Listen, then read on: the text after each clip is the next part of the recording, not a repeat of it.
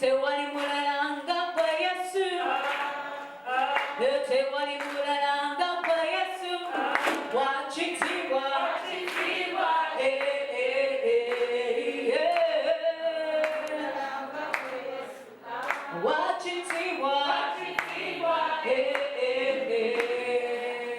tewali mulalanga.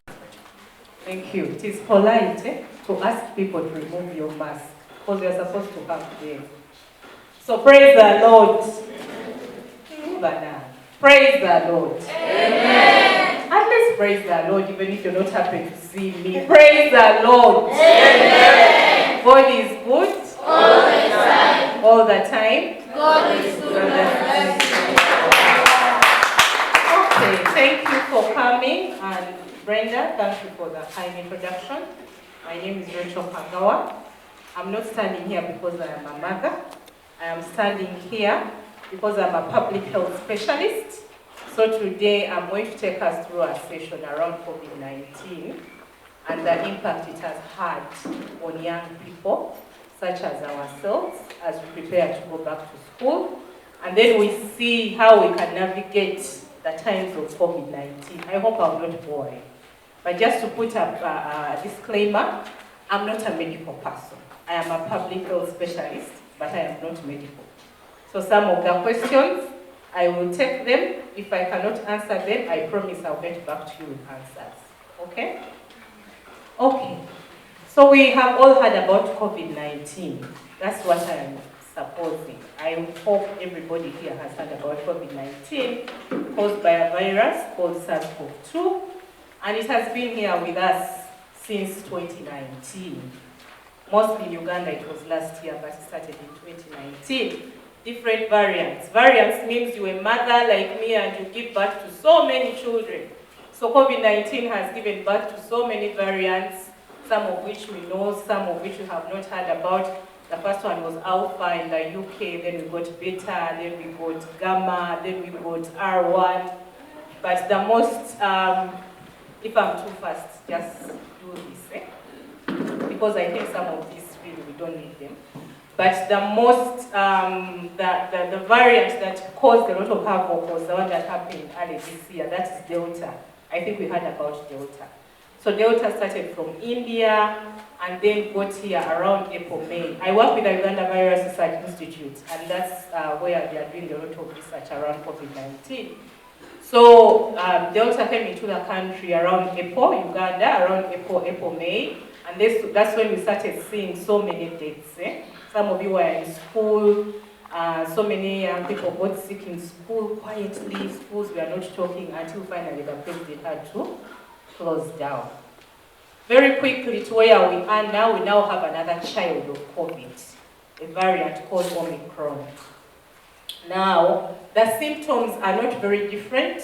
They are usually the same: headaches, flu, fever.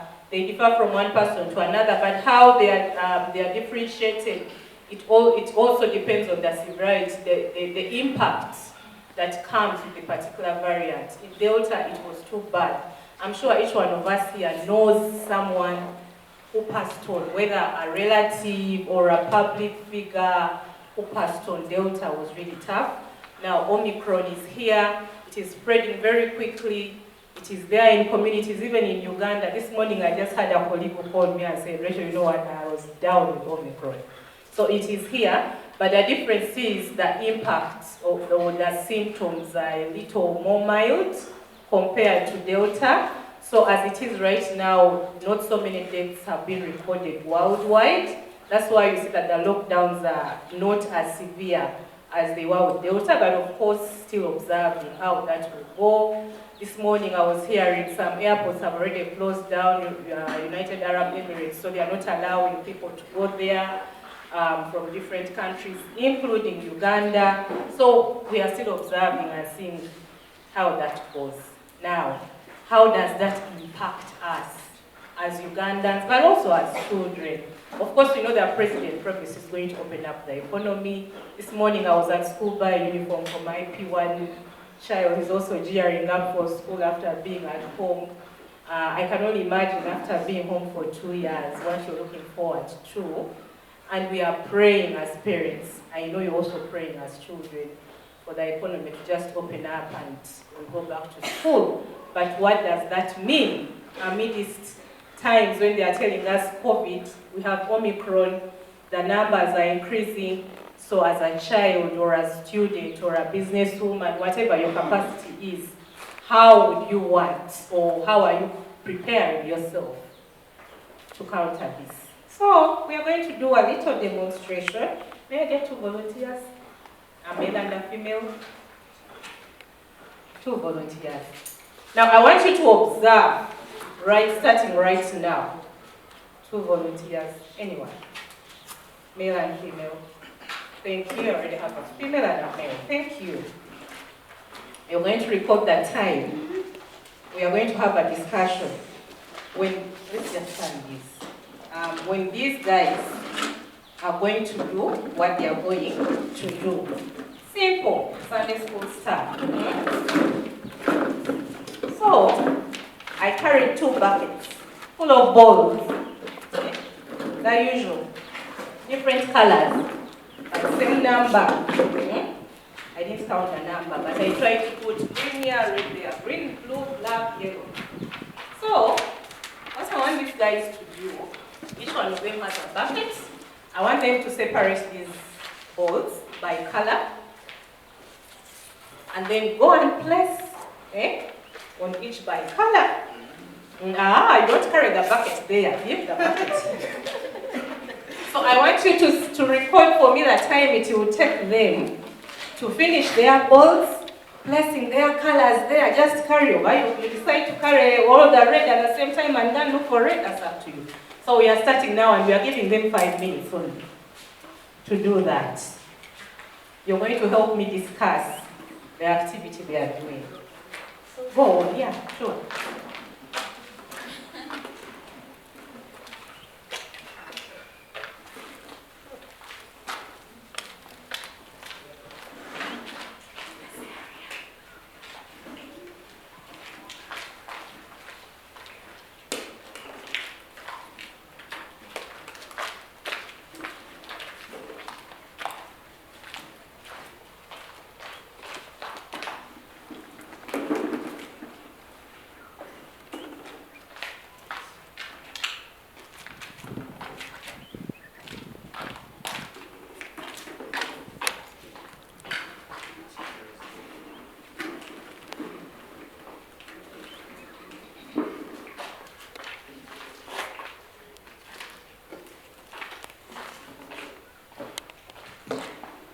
Someone recording for me that time? Yes, I am. Thank you very much.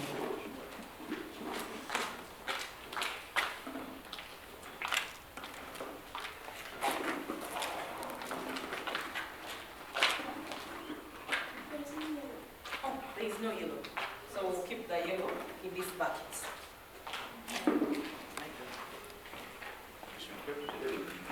Yes. Brenda, how many minutes do we have left? Oh, that's usually 1 minute.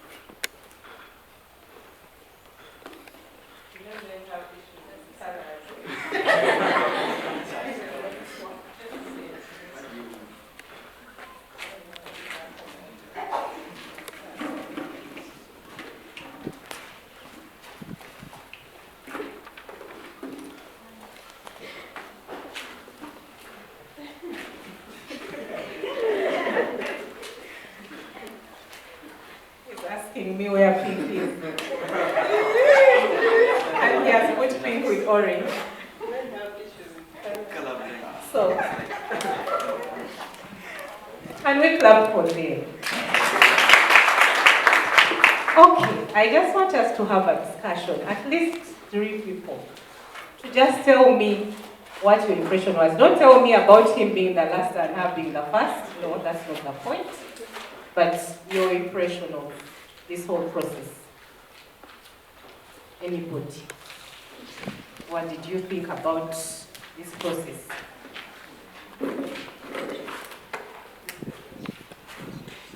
No right, no wrong answers. Every answer is correct. So, feel free. Any pressure that you go through this process. Imagine this is the economy. Imagine this is you. You're now going back to school. And you have that baggage with you. Yes, Yon. According to my observation, it took them time to realize where the colors were and place them where they have to be. Yes, thank you very much. It took them time. And they also had to carefully look at the colors. We all realized they had to come here and read and critically see, okay, which one is green, which one is pink, where should I put this? Any other contribution? Yes, thank you. See, they were not prepared for it. Thank you. That is spot on. They were not prepared. You know, they just have a spirit of volunteering, but they didn't know, what is going to happen next. Thank you very much. And finally, a female, please.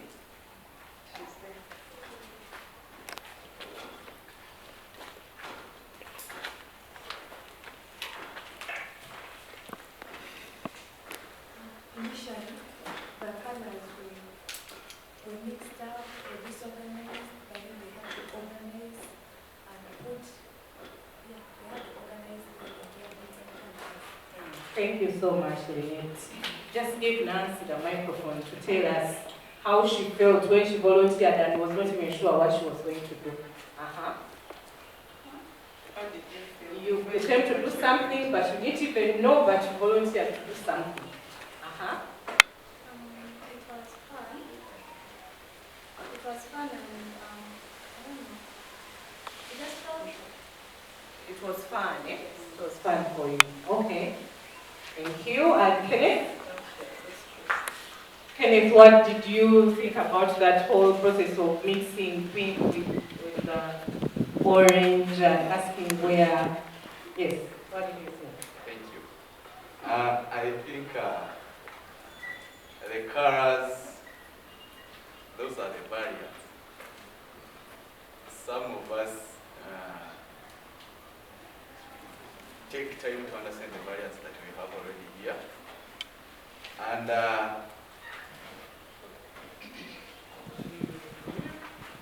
I was confused. Where would these colors go? Pink, green, red. I was really confused. Thank you, Kenneth. We'll edit that. Thank you, Kenneth and Nancy, and for all those who contributed. So a very simple discussion I want to make with you this afternoon. A lot of research has been done, and there's one I picked on, and I just thought I could share it with you. So young people and young adults reporting back to school after lockdown, a cross-sectional survey was done, and they were asked, how do you feel? It's time to open up and you're going back to school. And it was a mixed reaction, the way you guys have talked about. Some said they were excited to go back to school. Some were scared. Some were worried. Others very anxious. Others confused, like Kenneth. So it was a mixed bag. And that is expected. It is expected because you have been home for 2 years. Someone left school in P3, and the ministry has already said they are promoting you. You're going to P4, and in some schools, they will even go to P5. At least I know a school where I have children. As soon as they reach, they will do promotional exams. Imagine this, you skip from P3 to P5. And you're going to a class where you don't, some people you don't know them because they mix you guys, They change streams. You're seeing new people. Some people are going to senior one, completely different environment. Some people have to change school. So many things are going to happen. So it's a mixed bag of excitement that finally I'm going away from home, but also worried what is going to happen. the other teacher used to fear Mr. Okelo, and oh, now I'm going to P6, and you did not prepare yourself mentally for Mr. Okelo, and on day one, Mr. Okelo comes with mathematics, and you have to welcome Mr. Okelo, and you're like, oh, well, Mama, Mr. Okelo has entered. So it's a mixed bag. But how do we confront this, or how do we get around that? First of all, it is very important too. I remember, I think 1 week or 2 weeks ago, Reverend was preaching, and he said, when you're confronted with bad news, what is the first step to do? Absorb the shock, but also understand what it is. Okay? We need to appreciate that the times are not the same. You may be going back to the same school, but something has changed probably.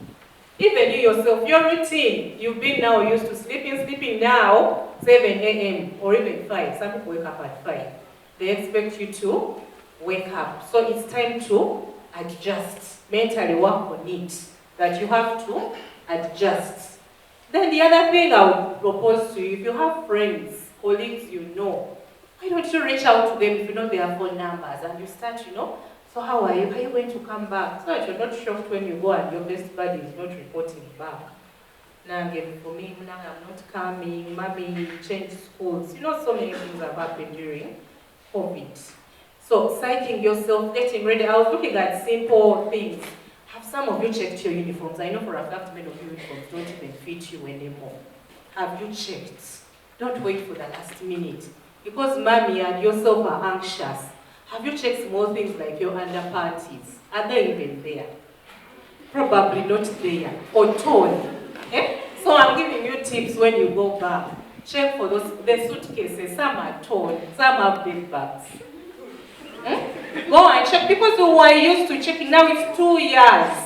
Some of them were even put in the stores. Your blankets.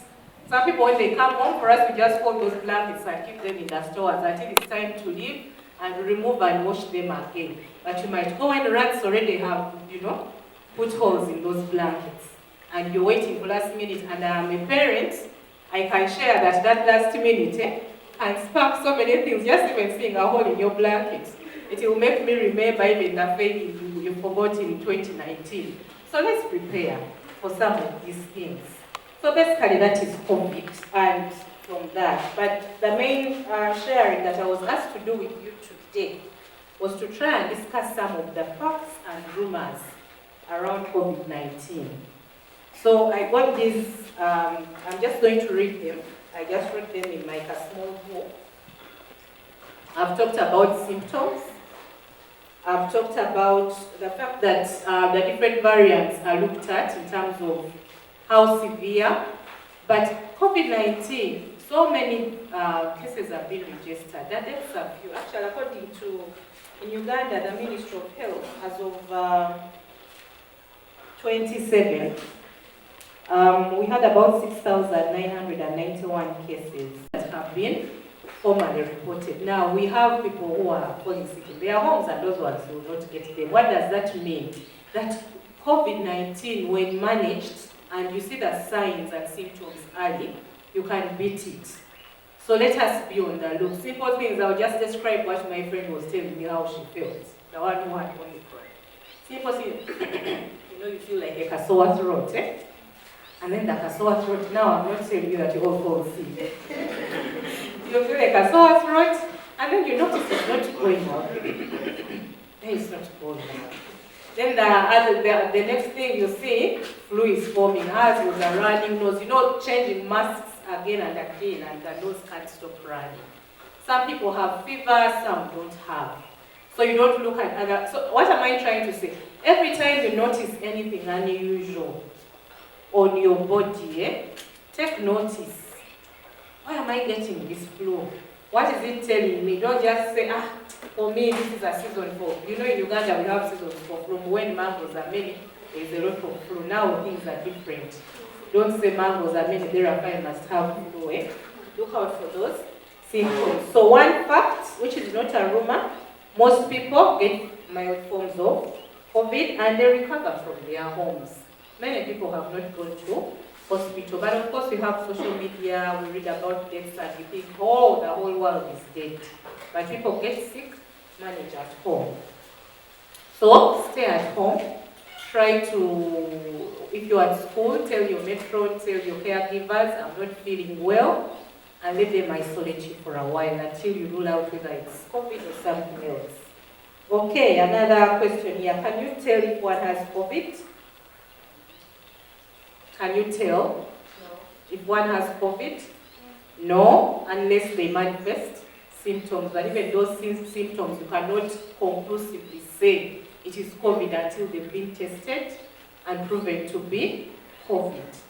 So we know that COVID is an airborne disease, and you can get any droplets by touching surfaces or being near someone and they drop their saliva on you. Very important that we put on our masks. I know, I'm a behavioral scientist. I know we have asked people and people are just fed up with masks. But that is the new normal. It is the reality. We need to put on masks. And I think we are going to be with us for quite a long time. If we are getting Omicron, very soon we'll get a child of Omicron and we'll be a grandparent of COVID. Anyway, so symptoms generally appear after 14 days. So you can get COVID, and when you move with it, you get a flu. And then after 14 days, which is about 2 weeks, you manifest the main things. So who is at risk? Everyone is at risk of acquiring COVID, whether young, old, but of course we know that older people or people who have comorbidities. By comorbidities, I mean people who have other diseases like diabetes, HIV, cancer, because their immunity falls quite often, they can easily get COVID. We all know what flu does to us.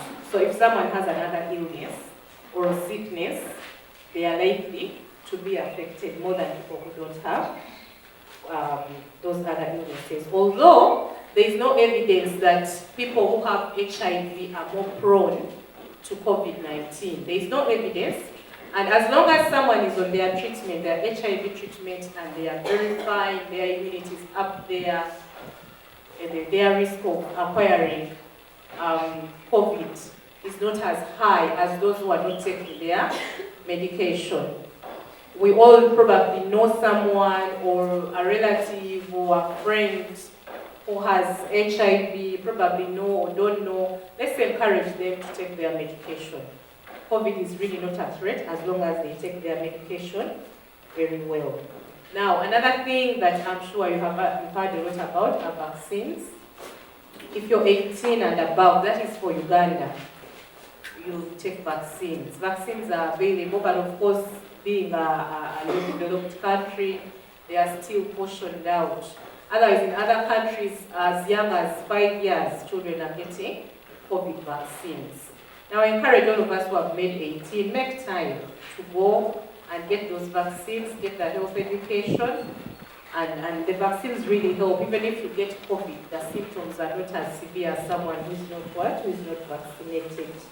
But it's important to just tell you that even when you're with the vaccines, like other vaccines, some of us who are mothers, even when you take a little baby in hospital to be vaccinated, that routine, they get symptoms like fever, headache.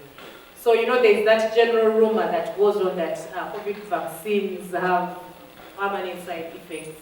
It's not documented anywhere, but you may get some side effects like, they're not even side effects. You may get those immediate sort of reactions like pain in the arm, fever, headaches, which should be able to go away.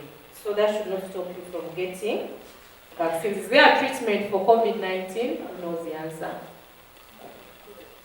Is there a treatment for COVID-19? Is there a treatment for COVID-19? Can I hear your answers? Is there a treatment for COVID-19? Yes and no. Well, the answer is there is no treatment for COVID-19 as yet. We only have things that can prevent, but there is no treatment. Scientists are still in the laboratories trying to find treatment. But there is no treatment like you say to her, I have malaria, now I'm going to take quinine and I'll be okay. It's not there. The vaccines, most of them, their safety and efficacy is about 90%, like AstraZeneca. If they gave you AstraZeneca, you'll be protected up to 90%. Now that is not 100. So there are likelihoods that you may get infected, and we know people who have gotten COVID even after they've been vaccinated twice.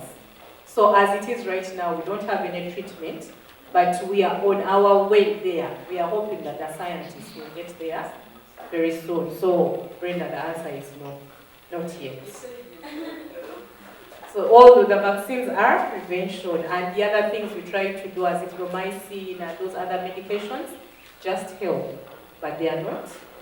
You don't take them to completely get, that you will never get COVID because you've taken those things. Even COVID, it helps, but it's not treatment. They treat symptoms. We have things that can help symptoms. We have things that can help you prevent, but not 100%. So that is not treatment. I hope I've made the English a bit better. So, can someone prevent COVID? Yes. Yes and no. It is again yes and no, because COVID is not a human being to who we are let me, So we are trying to be vaccinated to safeguard ourselves, but even people who are vaccinated are still prone to getting COVID-19. So but we are doing so many things to prevent. One of them are the masks that we put on.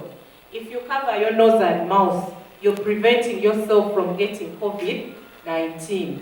If you wash your hands regularly, you're preventing yourself. If you're distancing, and I encourage even when you go to school, please try to, to keep distances from one another. Okay. So another question is, how much disinfectant do you think you need? For example, how much soap and water must you put in your hands to make sure you have washed COVID? So there's a myth that, some people think they must put a lot of disinfectant in their hands. Some people are even starting to drink sanitizer. So that is also a myth. It is true we need to wash our hands regularly and very well, but don't overdo it, otherwise you're going to infect your skins. By overdoing it, I mean don't use a lot of disinfectant. Put in what is agreeable. Even if you don't have those disinfectants, get ordinary soap. Wash your hands properly. Don't drink sanitizer. Don't drink alcohol. Some people are drinking alcohol, you find them and say to go back home. So let's not do that. And so that is information I got from WHO, UNICEF, and Abat.com. So basically, that is it. But I also thought I could talk a little bit about another topic, still related to COVID, but very important. One of the things that came out of lockdown is that we got so many teenage pregnancies. In Uganda alone, I was checking the statistics. Last year, 2020, and those are the ones that are reported. We got 304,736 teenage pregnancies. Now, those seem to be, those of you who are very keen when the Reverend is preaching, I know we all are. It's something he mentioned when he was looking for money, and I was online that day that I loved. So, he wanted money for the cross. And then he said, those of you who are going to get married in our church, please give us some money for the cross. And then he quickly changed and said, I know some of you may say you will not get married in this church, but at least you might be pulled in a coffin to this church. So give us some money. Why am I saying that? It's very easy to hear statistics. And because you're not, I don't want to use the word victim, you're not one of those statistics, you may take it for granted and say, you know it is the other side. So when we hear about teenage pregnancies that are happening, it's very easy for my holy girls and boys in St. John's to say, those things are, by the way, I bless the Lord for you guys that you managed. Clap for yourselves. I'm telling you, it's the grace of God that you go through these things. Because personally, I have seen young girls, 15, 14, in those health centers we go to, and they have come to give birth. And when you talk to them, it's not like they are spoiled girls, because we have this thing, people who do those things are spoiled, but it's different circumstances. But I bless the Lord for all of us who have managed to go through lockdown. And why am I bringing this topic? Let's keep the fight over. Let's go on with the same. And it's very easy when you say teenage girls for the boys to say, but who is responsible for the pregnancies? Do they make themselves pregnant? Hello? Huh? It's not the girls who make themselves pregnant. It is the boys. And most of the stories that have been reported, at least this morning I was reading about 5 case studies in eastern Uganda. All these young girls said it is these boys who would wait for them along the way as they were leaving schools, who eventually made them pregnant. So it's not big men, they were not raped, they were not forced, but it's these boyfriends of ours. So we need to be true to ourselves. Guys, let's wait. Let's wait for these things. They are good, oh, me, I'm married. Let's wait. Let's wait. And the times run so quickly. Those of you who are married, though, we had so many, Brenda is here. We had so many senior youth get married. The times run so quickly. I'm seeing some of you I taught in Sunday school. I've been in this church for 12 years. And when I see some of you have even reached senior 6, that is a demonstration that time runs so quickly. So wait. Please wait. And the boys, I remember there's an advert, I don't know, you're young, probably some of you never saw. There's an advert of a young man who put a padlock on another part. Boys, let's put padlocks. Let's put. The Bible tells us, flee. Let's take off girls. Those girls I'm telling you say, the same boys who would wait, as they leave school. And the same boys, imagine even during lockdown when there was no school. Those boys waylaid these girls. And the boys are not there in their picture. And these young girls, it's very easy for the minister to say, even young girls who are pregnant to come back to school. It is easy, but it takes a very focused, strong, and a lot of support to go back to school when that happens. So let us wait. You have waited for 2 years. I know you can wait. Clap for yourselves. And finally, of course, when we get pregnant, the other things, HIV. We can't stop talking to you guys about HIV. A lot has been registered. There's a lot of progress in the fight against HIV as a country. The numbers have gone down, but that is because they are not reporting so much because we have so many people who are on treatment.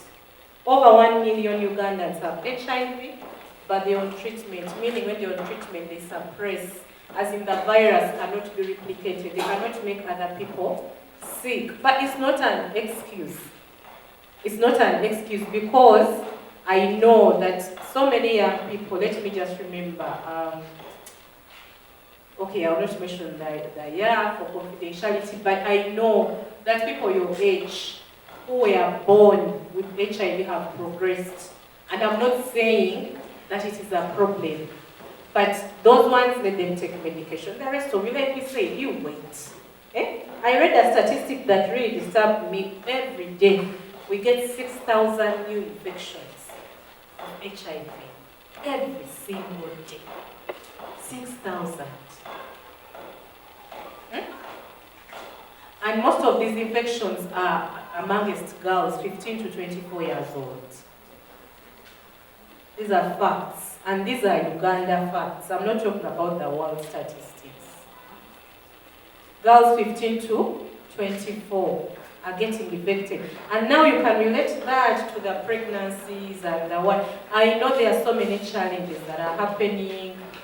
One girl the other day was saying, she wanted sanitary towels. And that's how she ended up giving it to someone. I know those challenges are there. But we are here. The church is here. Just reach out. Reach out and talk to someone if you have challenges. And I'm sure you'll get the support that you need. Sometimes Brenda will agree with me. Sometimes as a ministry, we sit down and say, okay, which young people can we bless? But because of lockdown and because sometimes we don't know where you guys stay physically, maybe you're there and you're challenged, there's no food, there's no sanitary towels. You reach out. Reach out confidentially to the church. Look for someone and tell them this is my challenge. And we will support you. Personally, I pledge, I will support you. Amen. So you reach out. Don't be tempted. Those things are small. They will cost your whole future. So I think that is what I have to share, Brenda. If we told Nancy and him, you would see that journey that it will take them to take them another walk. So what am I saying? Someone said we need to be organized in our life. We need to plan, even as young people. I know there's someone else who's planning for you, mommy and daddy and guardians are planning for you, but you also have to have an organized life. Get them for one, shoes. Most people, their school shoes don't fit them. Can you go and check before time? So that you tell the old man, yeah. May God bless us. How about that?